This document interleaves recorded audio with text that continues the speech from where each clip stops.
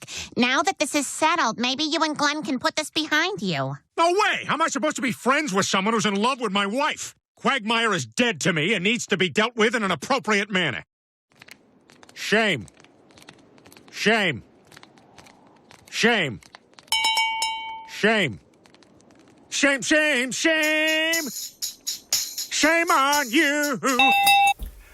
Well, of course Family Guy are going to do a satirical take on that painful scene out of Game of Thrones where Cersei Lannister is forced to make atonement for her sins by being paraded naked through the city.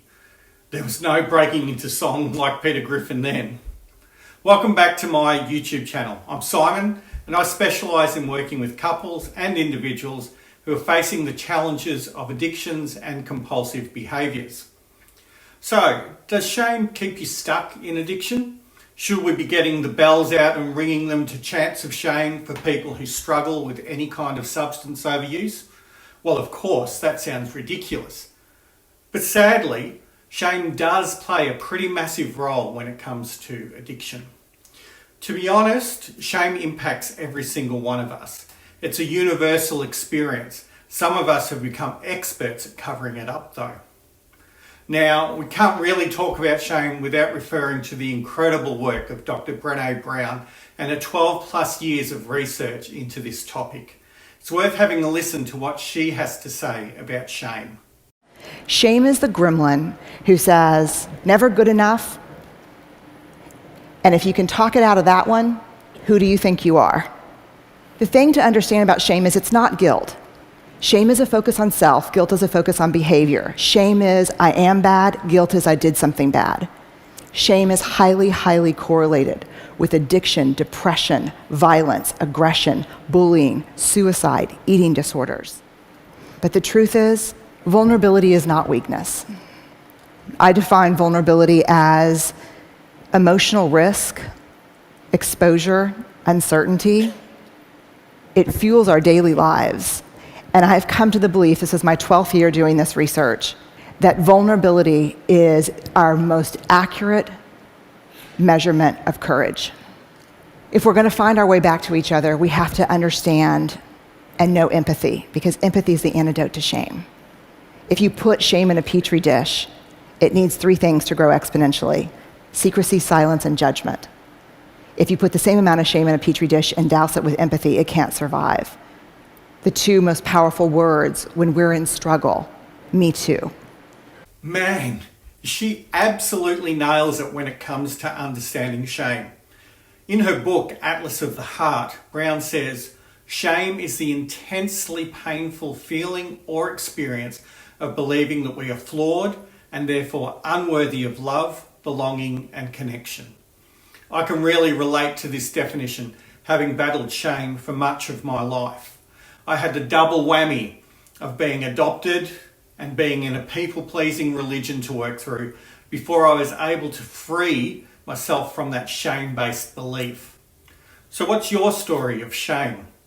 When it comes to addiction, shame is a key element of that cycle. You can see it here.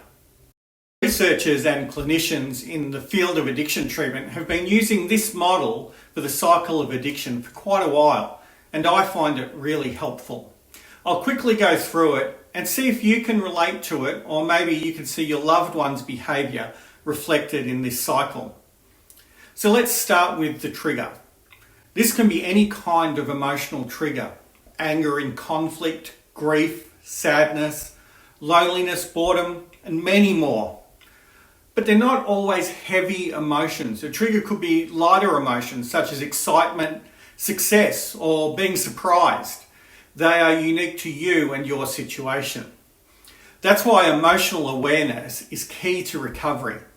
I'll be doing a video on that topic down the track. The trigger leads to craving. This presents as a building up to an overwhelming longing to use. You can experience physical urges and an intense desire to engage in the addictive behaviour. Your thoughts start to become locked in, and it feels that the only relief will come through using. As the craving takes hold, the rituals begin. Anything from preparing the gear, driving the same route to your dealer or the bottle shop, finding a quiet space to use your phone. These habits further intensify the urges, and the anticipation that builds is powerful. The train is in motion. As the rituals are practiced, you've readied yourself for the using. This is when you engage in the act of the addiction. Whether it's drinking, taking drugs, sexualized behavior, gambling, even online shopping, you have now engaged in a behavior that will give you temporary relief. Then, after using, the shame or guilt can set in. This doesn't happen right away, as the effect needs to start to wear off. But often the shame is experienced because of the consequences, such as financial loss, relational conflict, forgotten responsibilities, lines crossed, etc. Shame regurgitates painful messages like, "You'll never change, you're a loser, you can never get it right, you'll always let everyone down." Patrick Carnes, in his book Out of the Shadows, Understanding Sexual Addiction, says that generally people with addictions do not perceive themselves as worthwhile persons, nor do they believe that other people would care for them or meet their needs if everything was known about them, including the addiction. You see, when shame is our belief system, we behave in ways that reflect what we believe about ourselves. It leaves us feeling disconnected. When we feel shame and believe that there is something wrong with us, changing seems incredibly difficult. It keeps us stuck in repeating the same behaviours, going around the cycle once again, keeping secrets, hiding evidence, telling lies. Joseph Burgo, in his book on shame, writes, "Whether we label those responses as guilt or shame will depend upon their intensity, the event that caused them, and the specific action we might undertake to relieve our pain. Shame makes you want to hide, for example, while guilt will lead you to make amends. On a physiological level, both feel bad in a similar way." Let's look at how shame causes addictions of any sort to grow and what we can do to make a difference.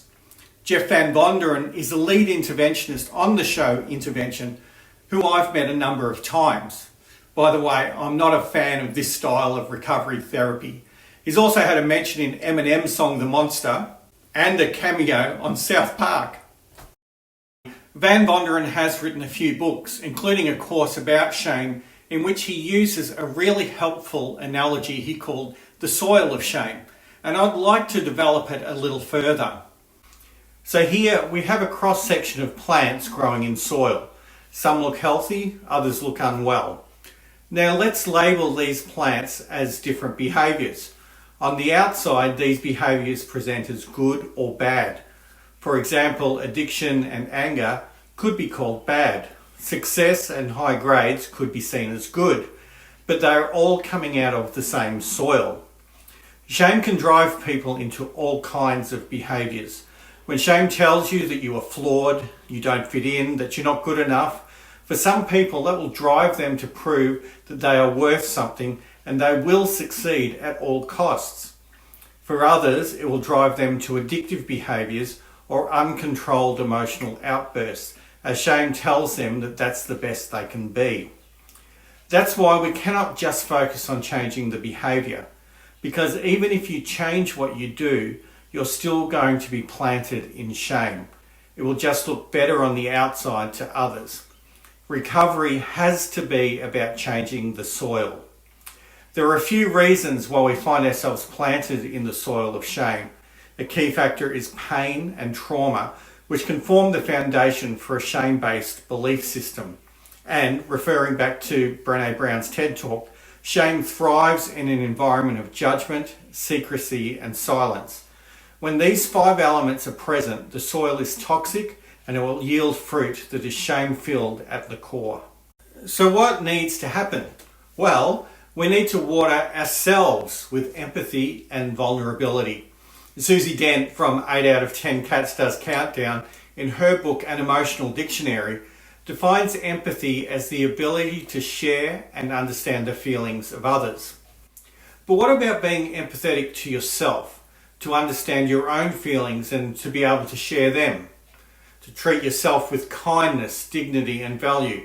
That certainly is a shame antidote.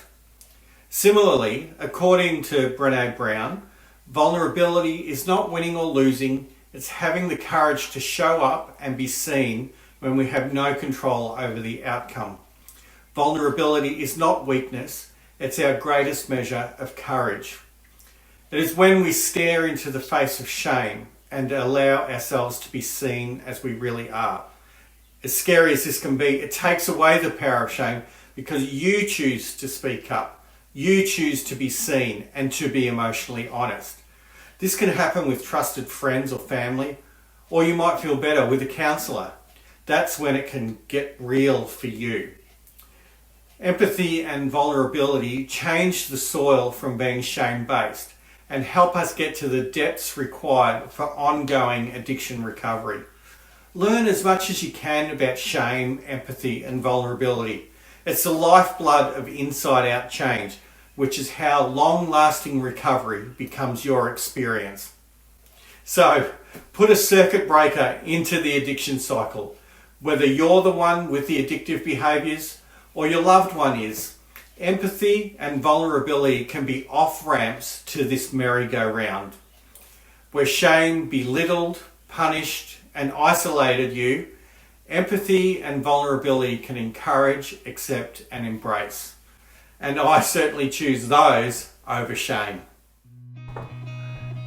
Before you go, if you enjoyed this video and want to see more, please feel free to subscribe to my channel. I'll be working to bring you more videos around the area of addiction recovery for individuals and couples every 2 to 3 weeks. If you'd like to find out more about me and my work, you can go to my website at unhooked.com.au.